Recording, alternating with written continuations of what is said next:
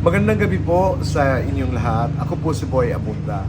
At nais ko po magpasalamat sa kakampi sa pagawad po nito sa akin through the OFW Gawad Parangal for the most popular entertainment talk show host for Fast Talk with Boy Abunda.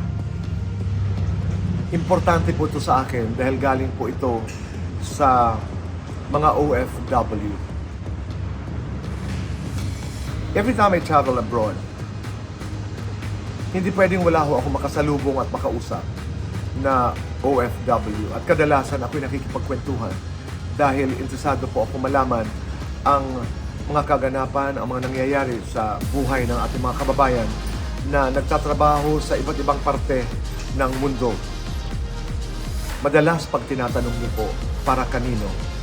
Pamilya, anak na pinaaral, nanay na tinutustusan, may sakit na inaalagaan.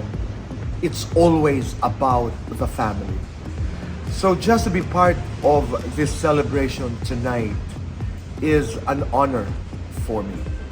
Ako'y nagpapasalamat, but at the same time, I'd like to celebrate our OFWs and kakampi for doing what you do for the overseas Filipino workers, which is the promotion of the rights and protection of our OFWs. Ngayong gabi po ay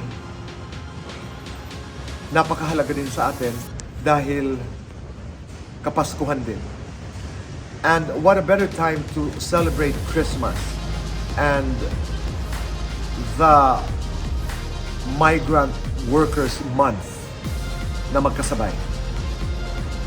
Maraming salamat din sa lahat ng mga OFWs na patuloy pong naninilbihan sa kanilang mga pamilya and in the process naninilbihan po sa ating bayan. So once again, maraming salamat sa karangalang ito. Maraming salamat sa pagkilalang ito. At lalo ko pong pagbubutihan ang aking ginagawa bilang talk show host. Alam ko po na kahit katiting lamang ay nakakatulong kami maibsan ang pangungulila ng ating mga kababayan abroad sa pamamagitan ng mga palabas na ating ginagawa. I will try to do my best to be better in everything that I do.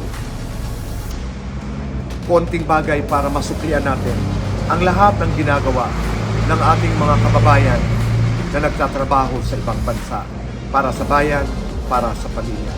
Mabuhay po ang mga OFWs, mabuhay po ang kakampi. Maraming salamat.